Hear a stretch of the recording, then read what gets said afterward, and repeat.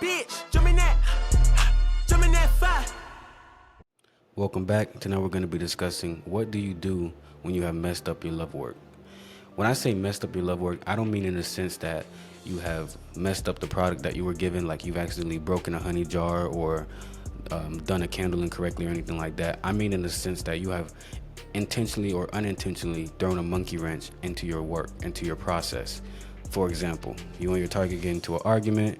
Now all of a sudden you have said some things that you didn't mean, or you have gotten very emotional throughout the process, and you've probably done some things that you didn't really want to do, like slashing tires for some of my clients, which is fucking crazy, but whatever.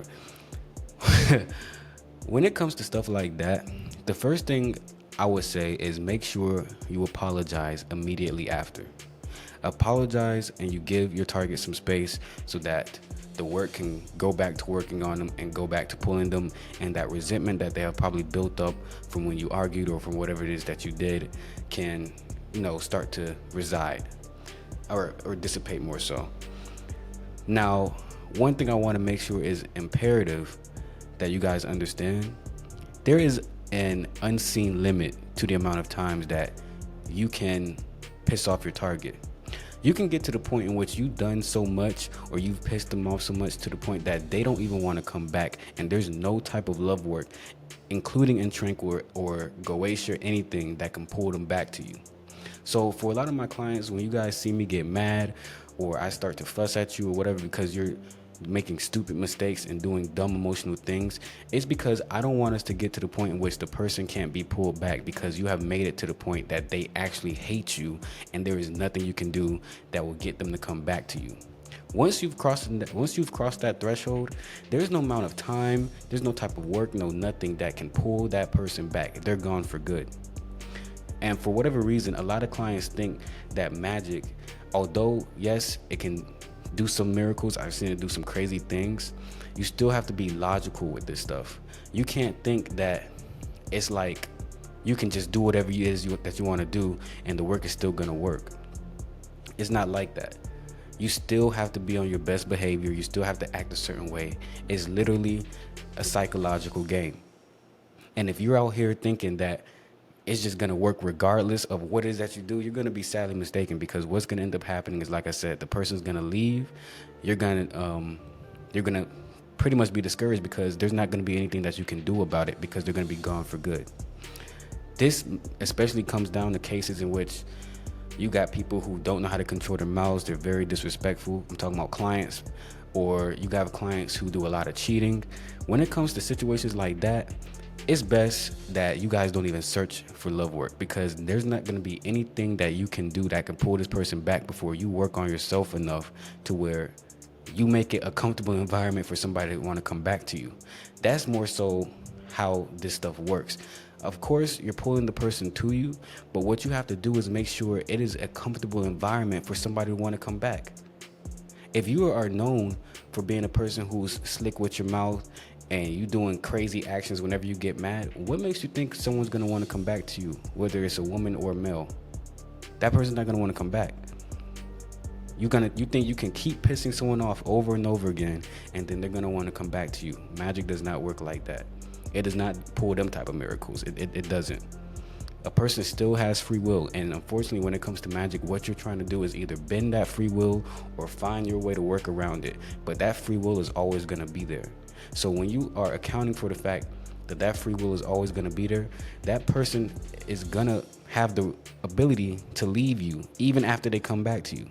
What you want to make sure you do is make it to where they don't want to leave. Of course, the magic is going to be in the back of their subconscious, enticing them to stay.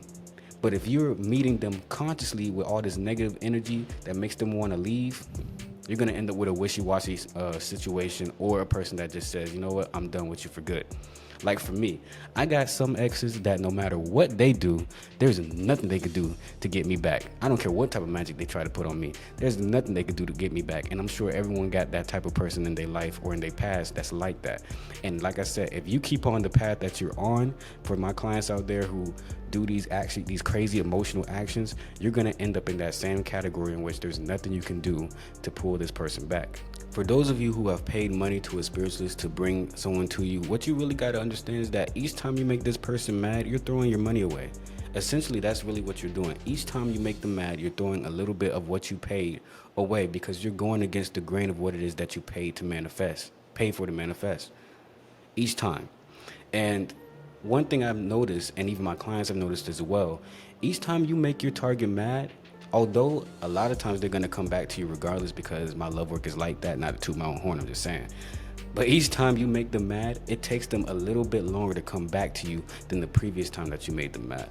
For example, if let's say you 2 months into the process, you get into an argument, say some things you ain't mean, it might take them a week, they'll go 3-4 days without talking to you, and then they come back, everything's cool. Then the week after that, you make them mad again. Now this time they've taken 2 weeks to come back to you, and now everything's cool. So you notice that each time you piss them off, regardless of the severity, a lot of times they take a little more time than the previous time to come back to you, and everything be back on track. Because like I said, you're making it worse each time you make this person mad. You're pushing them further and further away. But do not get, how I put it, I don't want to say spoiled, but don't get cocky thinking, oh, since I got this work, I can do and say whatever I want to do. Nah. At a certain point in the process, you can, but in the beginning stages of pulling them back, you don't have the leverage. I'm sorry. You have the leverage in regards, you have the spiritual leverage, but in the sense that they aren't still in the process in which they are cool with leaving you, you don't have that type of leverage yet. So you can't just be on the wave and thinking you can just do and say what it is that you want to do. So please understand, a person can still leave you at a certain point of you continuously pissing them off. This is why I say, please follow my instructions to the best of your ability. Do not let your emotions control you, all of that. And then another thing, matter of fact, another issue I want to talk about, and I've seen this with other spiritualists as well, is that there's a lot of clients out there who, you guys seem to think that once we give you love work and you piss this person off so much, if you don't see the work manifest, now you want a refund. That is not how this is gonna go. And that doesn't go with like that for a lot of other spiritualists as well. You cannot not follow the rules and think that when something doesn't manifest for you properly, now you want to ask for a refund. That is not how this stuff works. And no, I'm not talking about this specific client who recently we had an issue with. I'm not talking about you. I'm talking about other people besides you. Before you think I'm talking about you, don't text me. But that's all for this video. Like, share, and subscribe.